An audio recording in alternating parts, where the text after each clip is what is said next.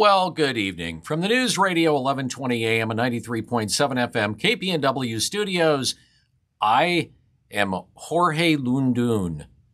You can just call me Beal.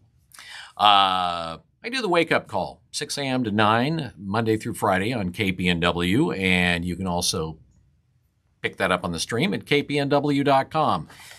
It's what I refer to as our little sock op ice cream social. Tonight's news brought to you by Dr. Michael Bratland, where he reminds you, floss. And if you need to see him today, he'll get you in today. He's the only dentist that I know of that actually gives you his cell phone number. All right, here's a look at some of the fun and weird stories coming from our little burg called Oregon. So you probably have heard about the Greater Oregon or the Greater Idaho movement, and this is where a number of counties in the state of Oregon, actually just about everything on the western side of the Cascades, wants to leave the state of Oregon and join up with Idaho.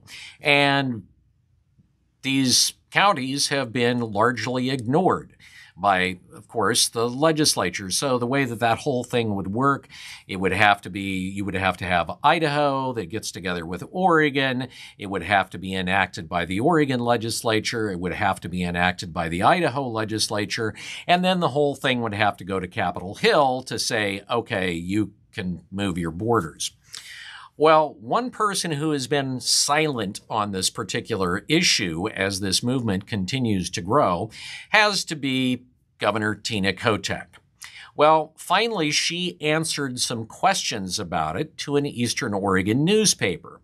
And Kotek was asked about the invitation that the movement's leaders issued in July for a meeting, which, well, she said, she's had a busy summer. And now she's saying as well that, well, she's not sure how to respond to the invitation or whether she should do it at all. In other words, it sounds like she doesn't really care. But in an act of empathy, she said she understood the frustrations of Eastern Oregon residents who believe their voices go routinely unheeded in Salem. Now, what the governor said is, we need to have a good conversation. And I think what I'm trying to figure out is, what's the best way to continue that conversation? She said she's actually considered reaching out to county commissioners in Eastern Oregon and asking their opinions about the best ways to proceed, which likely would be let us leave. But she further said, I want to make sure these are constructive conversations because I want people to believe in Oregon and stay in Oregon. She said, but I also want their grievances and concerns to be heard and addressed, and trying to figure out the best way to do that is where I'm going to focus. All right, that's a nice word salad. But if you really want to try to figure out a way, how about not constantly trying to destroy their rural and agricultural way of life? How about not coming up with new ways to limit and cut off their water rights? How about making sure that ranchers can actually do their job?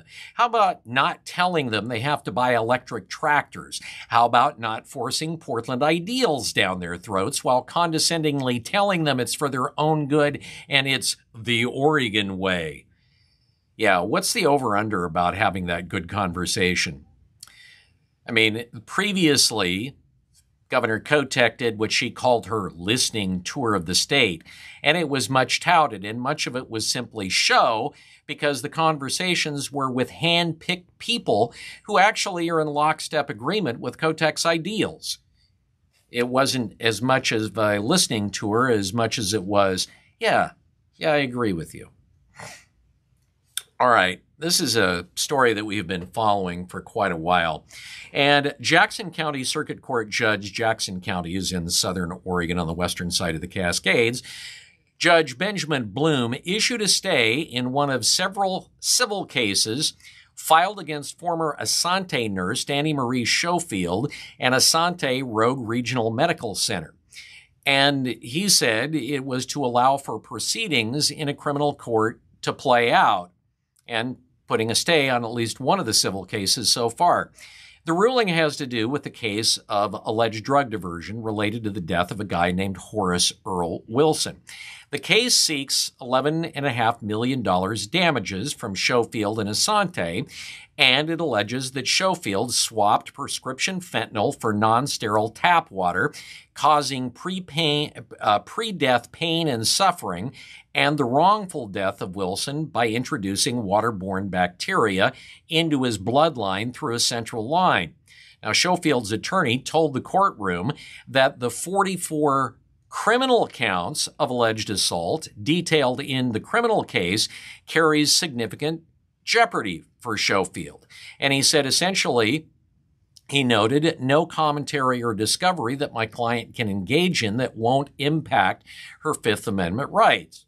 Now, her attorney said that his firm could not do anything public with their defense until the criminal matter is completed out of concern for Schofield's testimony in the civil case that could be used against her in the criminal case. So the judge said he would grant the stay because the Fifth Amendment rights of the defendant, Schofield, and her losses are incredibly significant and could be damaging to both Schofield and Asante, the hospital where she worked, and other proceedings. Now, in addition to civil proceedings, additional civil cases filed include a $303 million lawsuit, which was filed last week in Jackson County Circuit Court that named 18 separate plaintiffs. Half of them had died during or just after hospitalization, and 9 survived. Well, the Yes on Measure 118 campaign, which is the so-called Oregon Rebate Political Action Committee, reported its first big contribution since it qualified for the November ballot. $100,000 from Dylan Herschel, a former Tesla engineer who's currently running for the mayor of San Francisco. Out-of-staters so far have been the biggest contributors to the latest Oregon bad idea. 118, if you don't remember, would tax businesses 3% of their gross earnings, as in before taxes, and then distribute $1,600 annually to anyone who has lived in Oregon for 9 months. That's cradle to grave. And why give them $1,600? Well, why not? Well, a new look at pollen season confirms what a lot of people in Oregon already know, and their sinuses do as well, and that, well, there are parts of Oregon that are really horrific for pollen.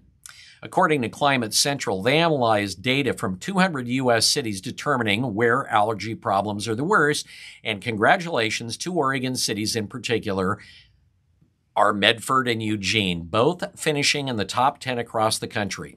Now, it's interesting to note that since 1970, Medford's so-called allergy season lasts about 61 days longer, and Eugene's about 40 days longer. Well, the Lane County Audubon Society will be no more, at least in name.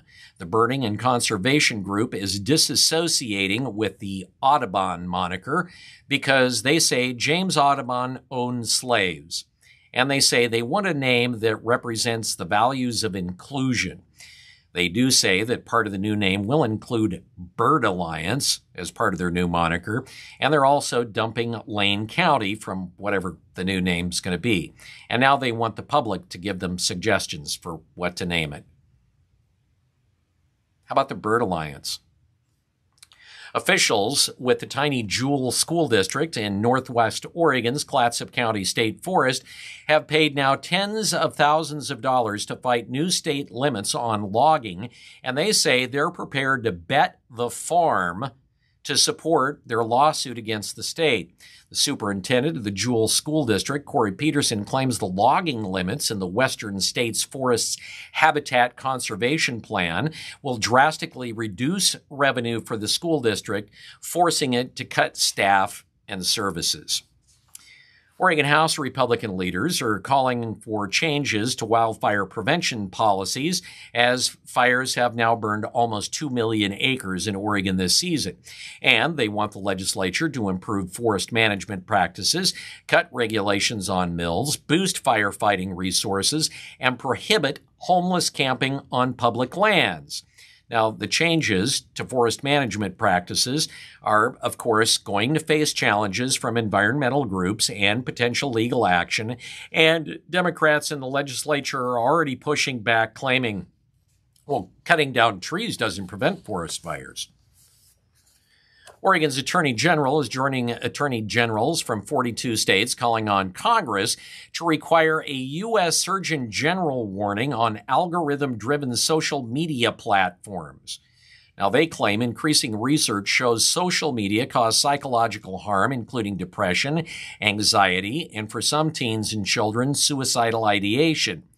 Last year, if you recall, 45 states and the District of Columbia brought lawsuits against Facebook parent company Meta, and other states are investigating other social media outlets like TikTok. They don't say what the warning might be or how it would work or even if it would work. Okay, so this is utterly screwed up. It's a story about a guy named Adam Gregg. And Adam Gregg pled guilty in Portland a number of years ago to dealing heroin after a prosecutor told him that a man who took the drugs that Gregg had sold him had died of an overdose.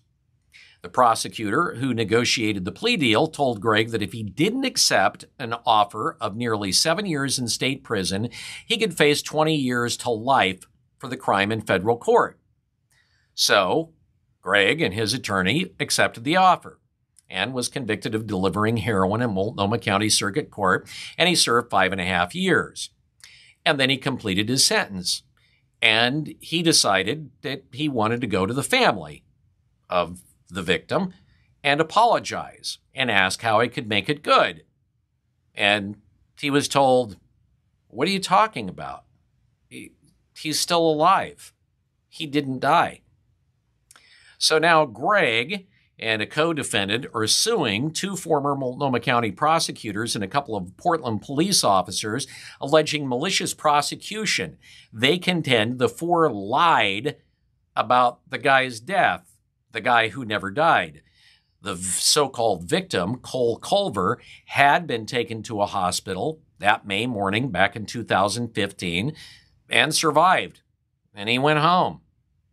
Well, Gregg and Jeremiah Cook, who were both 38 and both prosecuted and threatened to be charged with murder, have now filed separate lawsuits. Gregg's is looking for $5.5 million. Cook, who was sentenced to 1 year and a day, is seeking unspecified damages in the suit. Their lawyers argue that both men agreed to longer sentences because the deputy district attorney in the plea negotiations threatened that the two would face federal prosecution because, well, they killed a guy, which they didn't. Now, this is screwed up in so many ways, but I'm also thinking both of the plaintiffs might want to consider suing their former defense attorneys. All right, this look at the news brought to you by Chris Dental, run and operated by Dr. Michael Bratland. And now for you, Rick, it's time to get real.